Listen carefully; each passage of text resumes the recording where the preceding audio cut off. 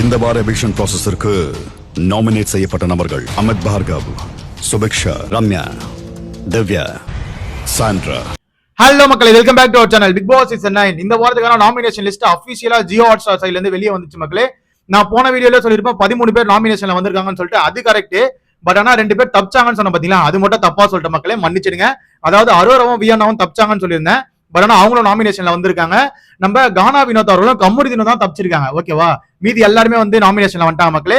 அது வந்து தப்பா நம்மளுக்கு ஒரு அப்டேட் கிடைச்சிச்சு.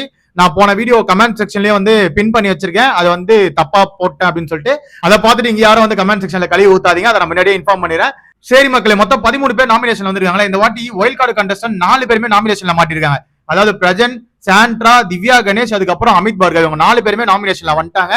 மீதி வந்து சுபிக்ஷா, அரோரா, வியன்னா, அதுக்கப்புறம் கெமி அவர்கள், சபரி, கனி, விக்கல் சிகரம், ரம்யா ஜோ, சுபிக்ஷா, இந்த மாதிரி மொத்தம் 13 பேர் நாமினேஷன்ல மாட்டிருக்காங்க மக்களே. இதுல வந்து அதிகபட்ச வாய்ப்பு யாரு தெரியுமா இருக்கு வெளியே போறதுக்கு? நம்ம சுபிக்ஷா அவர்களுக்கும் ரம்யா ஜோக்கும் தான் அதிகபட்ச வாய்ப்பு இருக்கு வீட்டை விட்டு வெளியே போறதுக்கு. போன வாரமே பாத்தீங்கன்னு வச்சுக்கோங்களேன், நம்ம சுபிக்ஷாவுக்கு ஓட்டுகள் ரொம்ப கம்மியா இருந்தது, வியன்னாக்கும் கம்மியா தான் இருந்தது, கனி அவர்களுக்கும் கம்மியா தான் இருந்தது. ஓகேவா, இந்த வாட்டி அரோராவும் கூட சேர்ந்து வந்திருக்காங்க. அரோராவுக்கும் ஓட்டுகள் கம்மியா தான் இருக்கும். என்னோட கெஸ் அதான், இவங்க 5 பேர் தான் வந்து மாட்டுவாங்கன்னு நினைக்கிறேன்.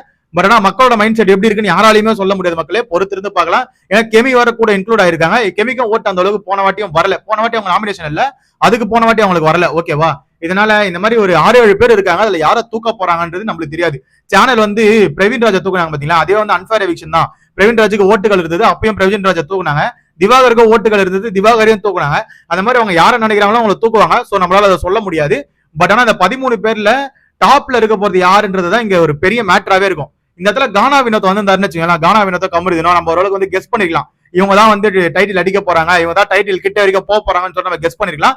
பட் ஆனா இதை வச்சு நம்மளால கெஸ் பண்ண முடியாது. யாருக்கு எவ்வளவு ஓட்டு வர போகுதுன்னு தெரியல. அதுக்காக நான் ஆவலோட காத்துட்டு இருக்கேன். நாளைக்கு தெரிஞ்சிடும். நாளைக்கு அபிஷியல் ஓட்டிங் வந்துடும்ல, நாளைக்கு நைட் அபிஷியல் ஓட்டிங் நான் அப்டேட் கொடுக்குறேன். வேற லெவல்ல இருக்க போது சம்பவம். யாரு ஃபர்ஸ்ட்ல வருவாங்கன்ற உங்களோட கருத்துக்களை கீழே கமெண்ட் செக்ஷன்ல கமெண்ட் பண்ணுங்க. அதை பார்த்து நான் தெரிஞ்சுக்கிறேன். அது வரைக்கும் நம்ம சேனலை சப்ஸ்கிரைப் பண்ணி கூட இருக்க பெல் ஐகானை தட்டி விடுங்க. அப்பதான் நம்ம போற வீடியோ உடனே வந்து சேரும்.